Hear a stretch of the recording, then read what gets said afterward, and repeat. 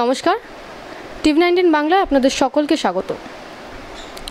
বিগত কয়েক মাস ধরে যাকে নিয়ে বিতর্কের পর বিতর্ক, অভিযোগ পাল্টা অভিযোগ, সাসপেনশন, এমনকি বিরোধী দল বিজেপিতে জয়েন করছে বলে কিছু কথা কটাক্ষ ধেয়ে এসেছে যার দিকে, এবং সমস্ত বিতর্কের অবসান ঘটিয়ে রাজ্য রাজনীতিতে স্বমহিমায় সিপিআইএমের বলিষ্ঠ নেতা তন্ময় ভট্টাচার্য। তন্ময়দা, আপনাকে স্বাগত।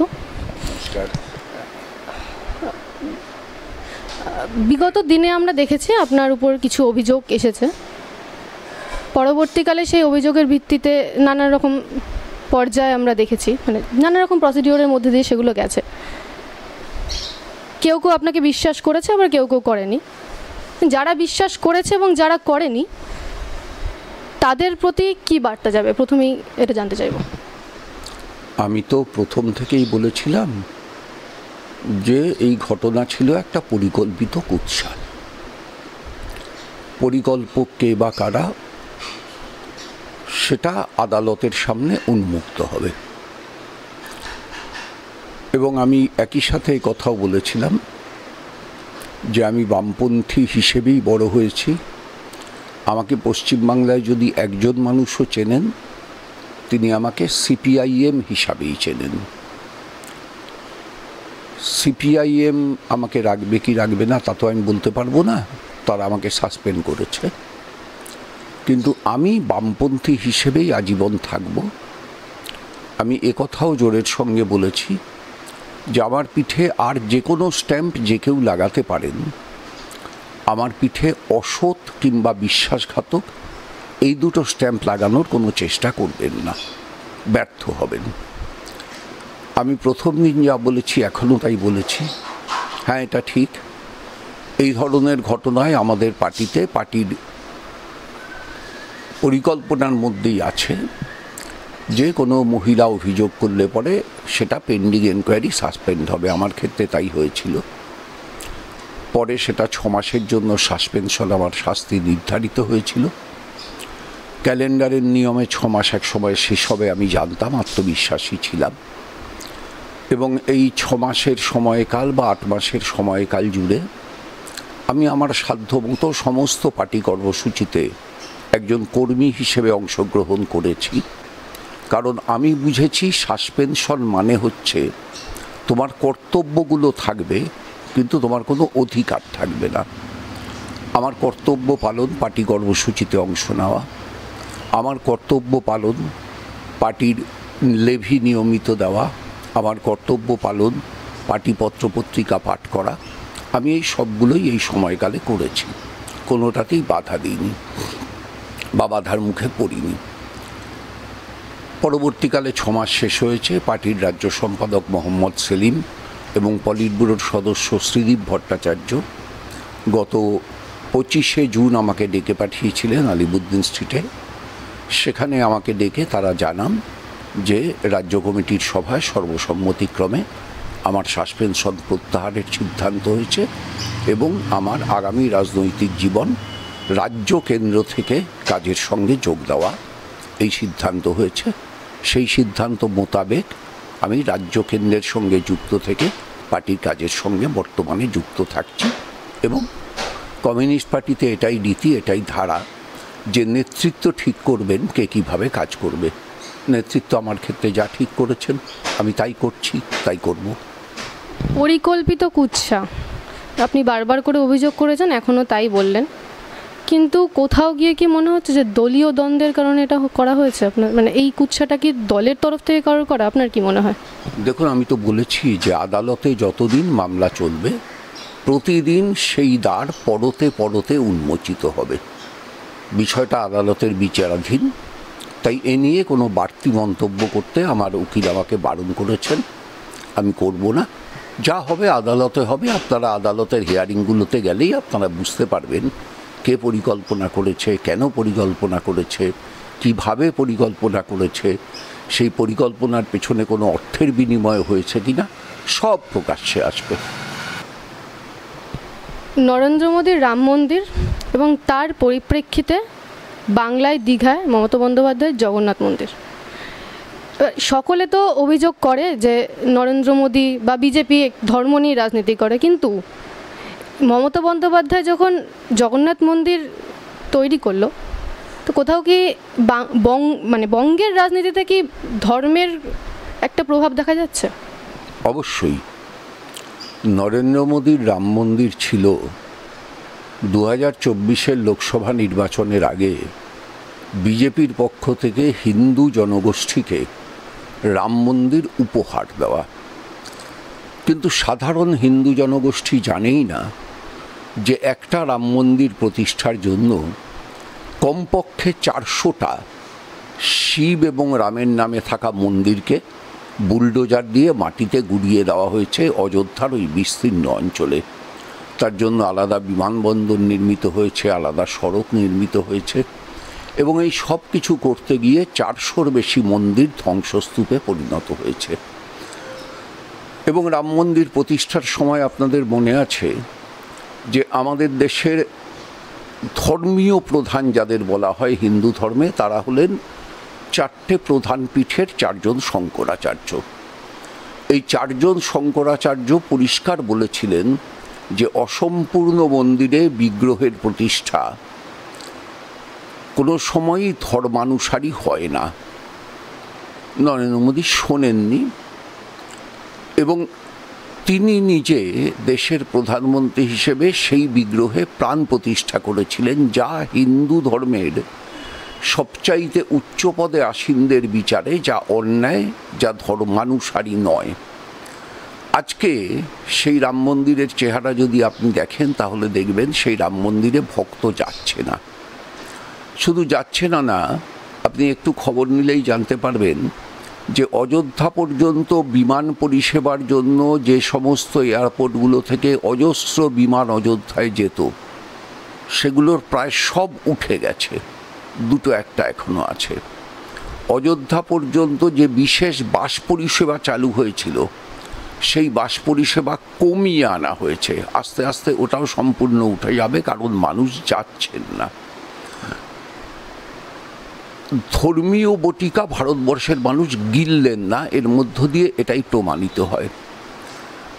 আর মমতা ব্যানার্জির জগন্নাথ মন্দির, তা তো প্র্যাকটিক্যালি হচ্ছে আরও মারাত্মক হলো এই কারণে যে রাম মন্দির প্রতিষ্ঠায় অন্তত সরকারি অর্থ ব্যয়িত হয়নি।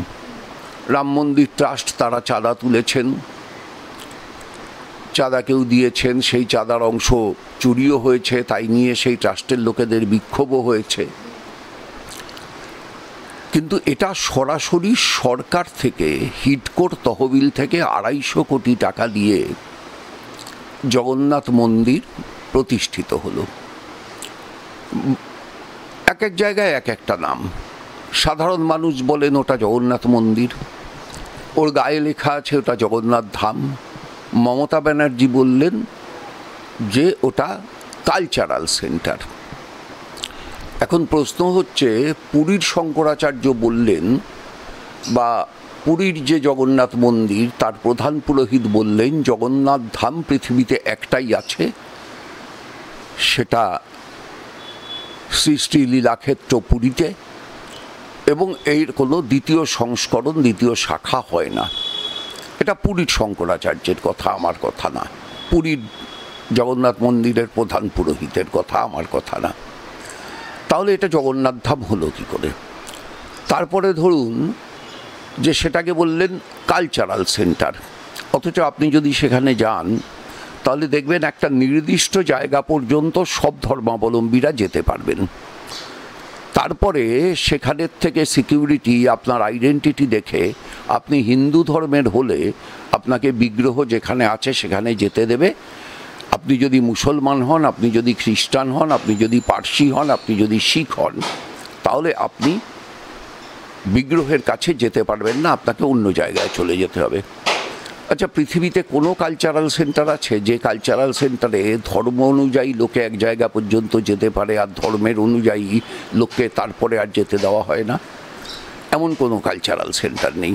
তাহলে এটা নিয়ে একটা জঘন্য নোংরা রাজনীতি মমতা ব্যানার্জি করলেন। তারপরে আমরা দেখলাম এবারের রথযাত্রায় মমতা ব্যানার্জির নির্দেশে সর্বত্র প্রসাদ বিলি হলো। আচ্ছা, যারা হিন্দু ধর্মাবলম্বী মানুষ, আপনি বা আমি ছোটবেলা থেকে প্রসাদ বলতে কি বুঝেছি? আমাদের বাড়িতে লক্ষ্মী পুজো হয়েছে, সরস্বতী পুজো হয়েছে, আপনার বাড়িতেও হয়েছে। প্রসাদ মানে কি? প্রসাদ মানে যেটা দেবতার কাছে নিবেদন করা হয়, পুজো হয়ে গেলে পরে যেটা জনগণের মধ্যে বিলি করা হয়, সেটা প্রসাদ।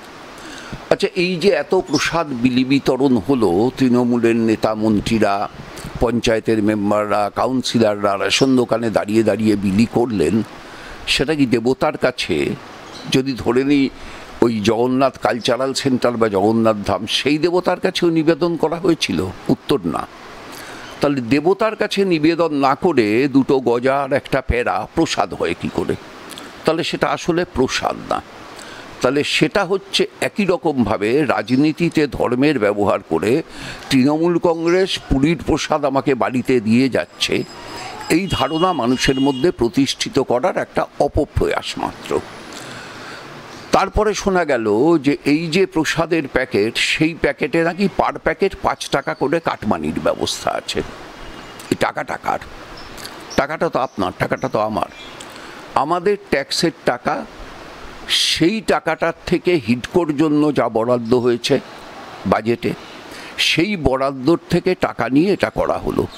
অর্থাৎ জনগণের টাকায় জনগণকে বোকা বানানোর কৌশল, এবং বঙ্গীয় রাজনীতিতে ধর্মের এই রকমভাবে নিঃসংকোচ, নিরঙ্কুশ প্রকাশ, এরকম নগ্ন প্রকাশ, এরকম নির্লজ্জ প্রকাশ অতীতে কোনো দিন দেশ স্বাধীন হওয়ার পর থেকে বাংলার মাটিতে ঘটেনি, যা মমতা ব্যানার্জি ঘটালেন।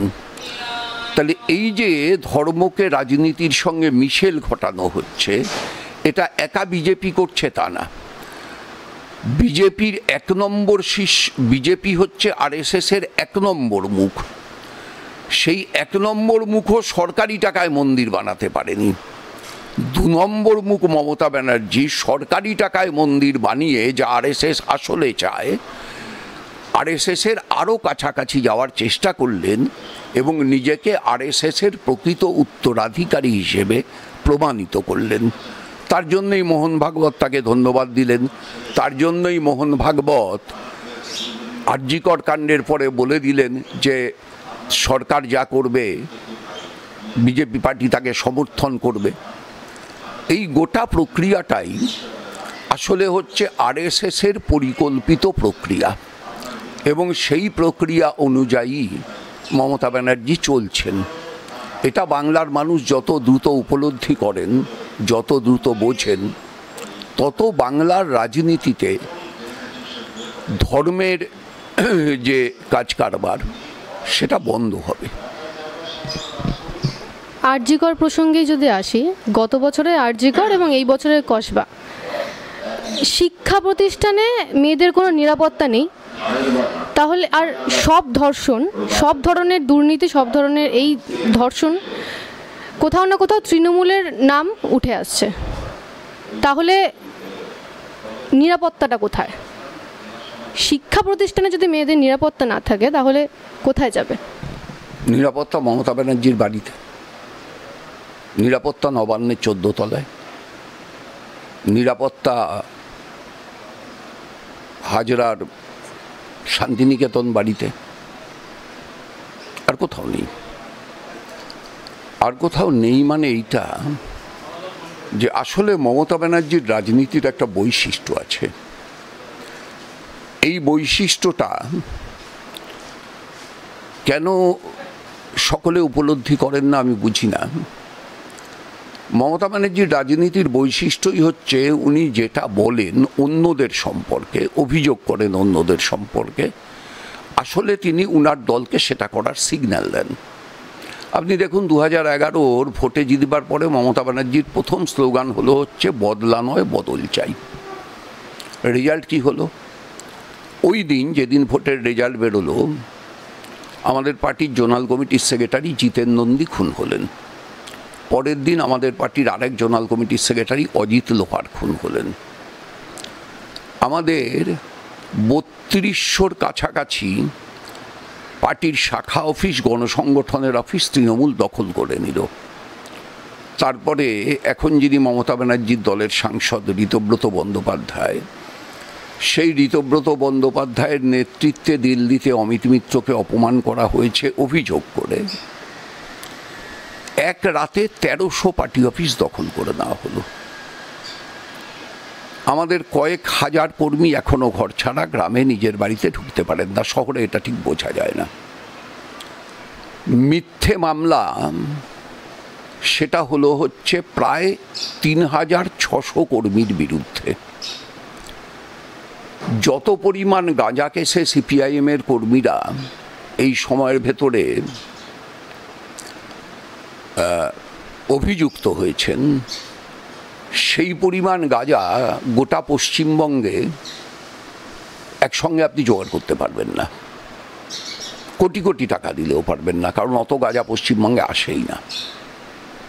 আপনার বিরুদ্ধে বলা হলো আপনার বাড়িতে ১০০ গ্রাম গাঁজা পেয়েছে, ওর বিরুদ্ধে বলা হলো ওর বাড়িতে ৫০০ গ্রাম গাঁজা পেয়েছে, আমার বিরুদ্ধে বলা হলো আমার বাড়িতে ৩০০ গ্রাম গাঁজা পেয়েছে। এই ৫০০, ৩০০, ৮০০, ১০০, ৯০০ করে এই ৩৬০০ লোককে যত পরিমাণ গাঁজার কেস দেওয়া হয়েছে, সেই পরিমাণ গাঁজা পশ্চিমবাংলায় কোনোদিন নেই, কোনোদিন ছিল না। তাহলে বললেন কি বদলা নয় বদল, করলেন কি এই কাজগুলো? অজস্র মারধর, নির্বাচনের সময় ভোট দিতে না দেওয়া, সন্ত্রাস, একপেশে ভাবে সমস্ত কিছু দখল, ছাত্র সংসদ যার ফল কসবা ল কলেজ, সেখানে কার্যত ২০১৭ সালের পর থেকে কোনো নির্বাচন না হওয়া, আসলে ২০১৩ সাল থেকেই কোনো নির্বাচন হয়নি এমন কলেজ অজস্র আছে। এবং নির্বাচন না করার ফলে ২০১৩ যিনি জিএস ছিলেন তিনি এখনও জিএস, তিনি এর ভিতর কলেজ পাস আউট করে বেরিয়ে গেছেন, কিন্তু জিএস হিসাবে সই করেন। এই যে তৃণমূলে দাদা কালচারের নতুন সংস্করণ হলো, এই দাদা কালচারের নতুন সংস্করণের মধ্যে দিয়ে গোটা রাজ্যটাকে তৃণমূলের ছাত্র হিসাবে আত্মপ্রকাশ করে দাদা হয়ে যাওয়া কিছু নেতার হাতে ছেড়ে দেওয়া হলো। মনোজিৎ মিশ্র সেই রকম একজন আজকে প্রমাণিত। কারণ এই রকম অজস্র দাদার হাতে গোটা পশ্চিমবাংলাটা চলে গেল। এবার চলে যাওয়ার ফল হিসাবে কি দাঁড়ালো, যে তার কোনো প্রতিবাদ কোথাও করা যাচ্ছে না, তার বিরুদ্ধে অভিযোগ পুলিশ নিচ্ছে না। বাংলার রাজনীতিতে একটা বড় পরিবর্তন মমতা ব্যানার্জি সাধিত করেছেন। কীরকম সেটা? ধরুন আপনি আপনার বাবাকে যদি জিজ্ঞেস করেন, মাকে যদি জিজ্ঞেস করেন, আপনি জানতে পারবেন যে একটা সময় সমাজে কিছু সমাজপতি ছিল। এই সমাজপতিরা ঠিক নির্দিষ্টভাবে কোনো দলের হতো না, এরা সামাজিক কাজ করে বেড়াতো। এই এখন যেমন কেউ মারা গেলে পাশের বাড়ির লোক জানতে পারে না, আমাদের সমাজ তো এরকম ছিল না। কেউ মারা গেছে, পাড়ার ১০ জন বয়স্ক মানুষ এসে সেখানে দাঁড়াতেন, একে নির্দেশ দিতেন ফুল কিনে আন, ওকে নির্দেশ দিতেন খাট কিনে আন, ইয়ং ছেলেদেরকে বলতেন তোরা কে শ্মশানে যাবি চল। এই যে গোটা ব্যবস্থাপনাটা, এই ব্যবস্থাপনাটা কোনো রাজনৈতিক দল করতো না, এটা সমাজে থাকা কিছু মানুষ করতো। তাদের ভিতর কোনো একজন মানুষ সিপিএম করে এমন হতে পারতো, কোনো একজন মানুষ অবিভক্ত কমিউনিস্ট পার্টি করে এমন হতে পারতো, কোনো একজন মানুষ কংগ্রেস করে এমন হতে পারতো। তখন তো তৃণমূল ছিল না, বিজেপির এই রাজ্যে এতটা অস্তিত্ব ছিল না, কিন্তু আরএসএসের ছিল, তার ভিতর কোনো একজন মানুষ আরএসএস করে এমন ছিলেন, আমার পাড়াতেই ছিলেন প্রয়াত গুরুদাস নন্দী মহাশয়। তো এইরকম কিছু মানুষ ছিলেন। এই মানুষেরা এই সামাজিক অভিভাবক হয়ে গেছিলেন এবং যে কোনো বাড়িতে কোনো সমস্যা হলে, পারিবারিক কোনো সমস্যা হলে তাদের কাছে যাওয়া হলো, বা তারাই নিজেরা আগ বাড়িয়ে সেই বাড়িতে আসতেন। কি হয়েছে তোমাদের, কি সমস্যা, কেন এত ঝগড়াঝাটি, কেন এত বিতর্ক, এটা আলাপ আলোচনার পরিবেশ পরিসর তৈরি হতো। এখন দেখবেন মমতা ব্যানার্জি সরকারে আসার পর থেকে আস্তে আস্তে এই সামাজিক দায়িত্ব পালন করা লোকগুলো সরে গেছে।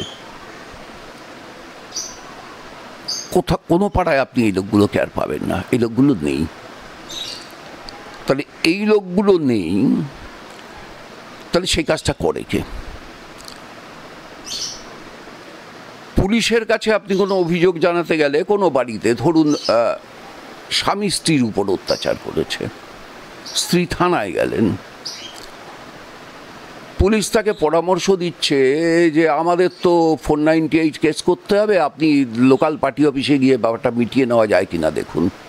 পুলিশ ইনস্টিগেট করছে লোকাল পার্টি অফিসে, যান লোকাল পার্টি অফিস মানে তৃণমূল। এইবার তৃণমূলের পার্টি অফিসে এসবের বিচার হওয়া শুরু হলো। ফলে সামাজিক প্রতিষ্ঠানের জায়গা নিয়ে নিল একটি নির্দিষ্ট রাজনৈতিক দল। এবার সেই নির্দিষ্ট রাজনৈতিক দল সমস্ত পারিবারিক সামাজিক ঘটনাকে তার নিজের রাজনৈতিক স্বার্থে ব্যবহার করা শুরু করলো। ফলে সমাজের ভেতরে যে অভিভাবকত্ব, সামাজিক অভিভাবকত্ব যা গোটা সমাজ গ্রহণ করেছিল, সেটা উঠে গিয়ে তৃণমূলী অভিভাবকত্ব হয়ে গেল।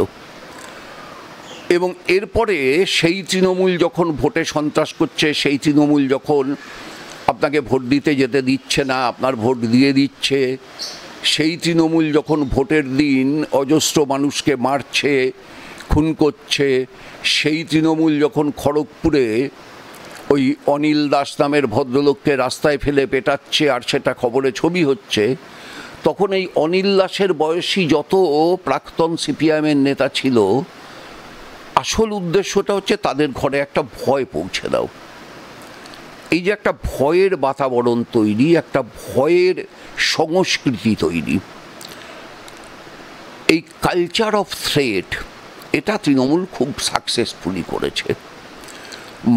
মনোজিৎ মিশ্র হচ্ছে তার একটা প্রোডাক্ট। আমি কখনোই বিশ্বাস করি না যে একমাত্র কসবা ল কলেজেই একটা মনোজিৎ মিশ্র আছে। আমি উল্টে বিশ্বাস করি পশ্চিমবাংলার সব কটা কলেজে একটা করে মনোজিৎ মিশ্র আছে। এবং যদি সত্যি সত্যি মনোজিৎ মিশ্রকে শাস্তি দিতে হয়, তাহলে পশ্চিমবাংলার সব কটা কলেজের মনোজিৎ মিশ্রকে খুঁজে বের করতে হবে। কারণ সব জায়গাতেই তো এই দাদা কালচার। এবং রাজন্যা অভিযোগ করছে যে তৃণমূল ছাত্র পরিষদের এক সময়ের সভানেত্রী, সে অভিযোগ করছে যে কোনো সুন্দরী মেয়ে ওর চোখে পড়লেই ও তাকে ভোগ করবার জন্য তার সর্বস্ব দিয়ে চেষ্টা করত। এটা কত বড় কথা তৃণমূল ছাত্র পরিষদের একজন প্রাক্তন নেত্রী বলছেন, এটা ভাবলেও গা শিউরে ওঠে। এ কথাও আসছে যে ওর নিজের যে বান্ধবী বা প্রেমিকা, তার সঙ্গে অন্তরঙ্গ মুহূর্তের ছবিও ভিডিও করে প্রচার করত। মানে এসব তো মানে ভাবলেই গা শিরশির করে ওঠে, শিউরে ওঠে। এবং বাকি যা বর্ণনা শোনা যাচ্ছে, মানে আভরণহীন নির্লজ্জতার প্রকাশ। এখন এই নির্লজ্জতাটা একটা সংস্কৃতির নির্লজ্জতা। আমি বারবার বলছি, ব্যক্তি মনোজিৎ মিশ্রর নির্লজ্জতা না।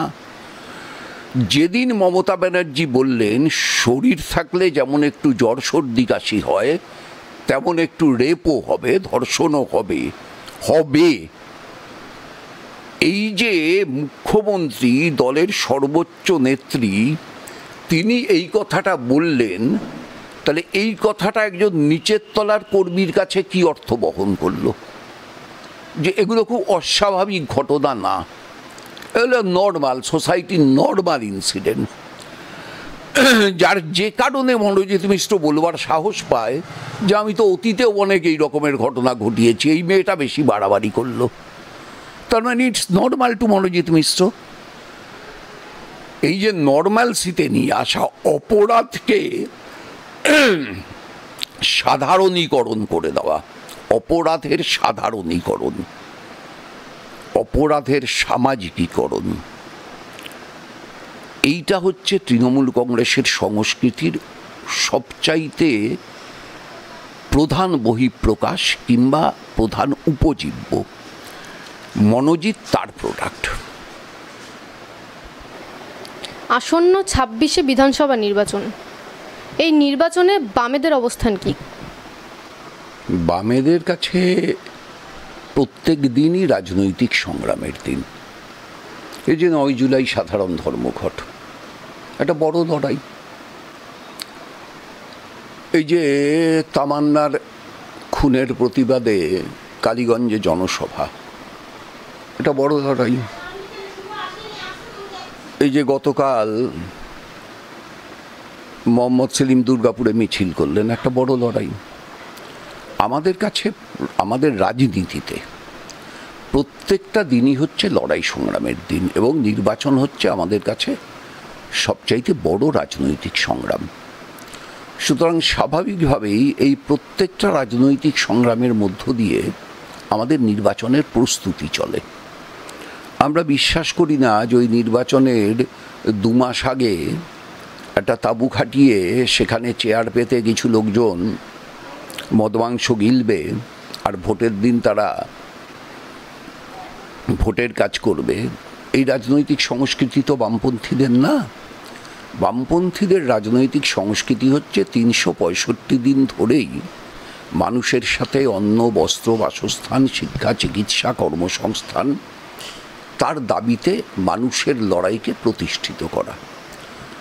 সেই প্রতিষ্ঠা করার কাজ প্রত্যেক দিন চলছে, এবং এই প্রতিষ্ঠা করার কাজটাই যেহেতু আমাদের কাছে নির্বাচনী প্রস্তুতির সঙ্গে অঙ্গাঙ্গিভাবে জড়িত, তাই নির্বাচনী প্রস্তুতির কাজও স্বাভাবিক নিয়মে চলছে। গত কোভিড পরিস্থিতিতে রেড ভলেন্টিয়ার্সদের ভূমিকা, শ্রমজীবী ক্যান্টিন এবং বিভিন্ন ক্ষেত্রে আমাদের ছাত্র বলো বা সংগঠন ভূয়সী প্রশংসিত হয়েছে মানুষের কাছে। এবং পাশাপাশি মানুষ জানে যে তৃণমূল দুর্নীতিতে যুক্ত, অনেক সময় অভিযোগ হয়, কিছু কিছু ক্ষেত্রে প্রমাণিত, অনেক নেতা জেলে গেছে। কিন্তু এই বামেদের যে প্রশংসা, সেটা ভোট বাক্সে কেন প্রতিফলিত হয় না? মানে নির্বাচনে কেন মানুষ ভোট দেয় না? না, এই প্রতিফলিত হয় না, এই যুক্তিটার সঙ্গে আমি একমত না। আমি নির্দিষ্ট করে বলতে পারি 2016 সালের বিধানসভা নির্বাচনে এটা 100% প্রতিফলিত হয়েছে। 2016 সালের বিধানসভা নির্বাচনে তৃণমূলের সঙ্গে বাম কংগ্রেস আসন রফার ভোটের ডিফারেন্স ছিল 3.2 না 4%। মানে একটা হিসেব বলেছিল যে প্রতি বুথে যদি 20টা করে তৃণমূলকে ভোট দেওয়া লোক বাম কংগ্রেস জোটের প্রার্থীকে ভোট দিত, তাহলে বাম কংগ্রেস জোট সরকার গড়বার জায়গায় যেত। সব মিলিয়ে গোটা রাজ্যে 30 লক্ষ ভোট তৃণমূল বেশি পেয়েছিল বাম কংগ্রেস প্রার্থীদের চেয়ে। কিন্তু সেই জোটটা একটা সার্বিক জোট হয়নি। আমি এখনো মনে করি 2016 সালে যদি একটা সার্বিক জোট গড়ে তোলা যেত অনেক আগে থেকে, এবং অনেক আগে থেকে সেই জোটের নেতৃত্ব মানুষের কাছে একটা ঐক্যবদ্ধ চেহারায় হাজির হতে পারতেন, তাহলে 2016 সালে তৃণমূলের সরকার চলে যেত। তো 2016 এটা প্রতিফলিত হলো, কিন্তু 2021 হলো না। তাহলে এই যে 2021 হলো না, এই সময়ের ভেতরে একদিকে আরএসএস, অন্যদিকে মমতা ব্যানার্জি পশ্চিমবাংলার রাজনীতিতে ধর্মীয় মেরুকরণকে প্রতিষ্ঠিত করে দিলেন। আবার 2021 সালে আমরা যেভাবে নির্বাচন লড়তে গেলাম, সেটা মানুষের কাছে অনেকগুলো দ্বিধাদ্বন্দ্ব, দোলাচলের জন্ম দিল, যেটাকে অ্যাড্রেস করার পর্যাপ্ত সময় আমরা পেলাম না। এখন ফলে মানুষ দেখলেন 2016 সালে আমরা এবং জাতীয় কংগ্রেস একসঙ্গে লড়ছি, আবার 2018 সালের পঞ্চায়েতে আমরা একসঙ্গে নেই, 2019-এর লোকসভায় আমরা একসঙ্গে নেই, আবার 2021-এর বিধানসভায় আমরা একসঙ্গে আছি। ধরুন, আমাকেই তো একজন মানুষ প্রশ্ন করেছিলেন 2021-এর বিধানসভায় যে আপনাকে 16 ভোট দিয়েছিলাম, এবার কেন ভোট দেবো? আপনি কি গ্যারান্টি দিতে পারবেন আপনার সঙ্গে যে কংগ্রেসের পতাকা নিয়ে আছে সে আপনার সঙ্গে এরপরের লোকসভা নির্বাচনও একসঙ্গে আসবে? আমি তো সত্যি উত্তর দিতে পারিনি, আমার স্বীকারোক্তি, আমি উত্তর দিতে পারিনি। ফলে এই যে নির্দিষ্ট রাজনৈতিক সময়ের রাজনৈতিক প্রয়োজন বোধ অনুযায়ী সিদ্ধান্ত নেওয়া, সেই সিদ্ধান্তটা আমাদের পার্টি সঠিকভাবে নিয়েছে বলেই আমি মনে করি।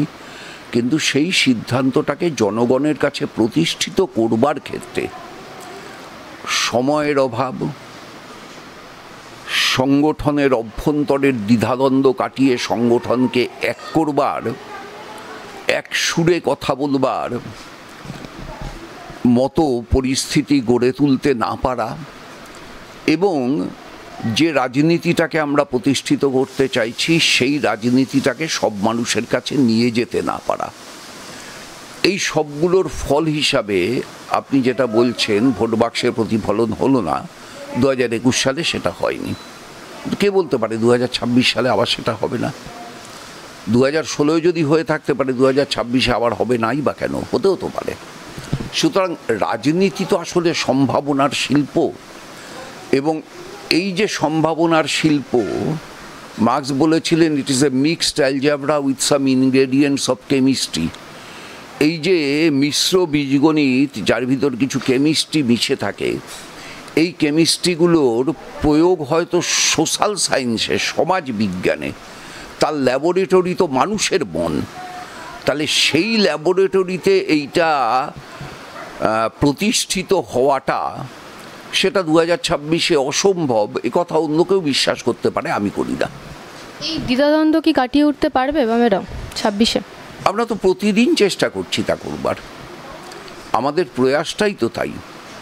এই যে আমাদের পার্টির রাজ্য সম্পাদক, অন্য পলিট ব্যুরোর সদস্যরা, কেন্দ্রীয় কমিটির সদস্যরা যেভাবে পরিশ্রম করছেন, আপনি মনে করতে পারেন গত 5-7 বছর আগে এই পরিমাণ পরিশ্রমের মধ্যে তারা ছিলেন?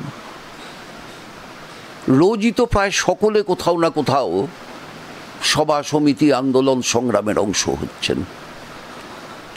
রাজ্য সম্পাদক কলকাতায় থাকতে পারছেন কতক্ষণ? গোটা রাজ্য জুড়ে ঘুরে বেড়াচ্ছেন, আলিমুদ্দিন থেকে নির্দেশ দিচ্ছেন না, রাজ্য জুড়ে রাজ্যের মাটিতে ঘুরে বেড়াচ্ছেন। সেই কমরেডদের সঙ্গে এক থালায় খেতে খেতে সেই কমরেডদের নিয়ে এক মিছিলে হাঁটছেন। ফলে এই যে প্রয়াস, এই প্রয়াসেরও তো একটা ফল আছে। সেই ফলটা আমি প্রত্যাশা করি 2026-এ পাওয়া যাবে।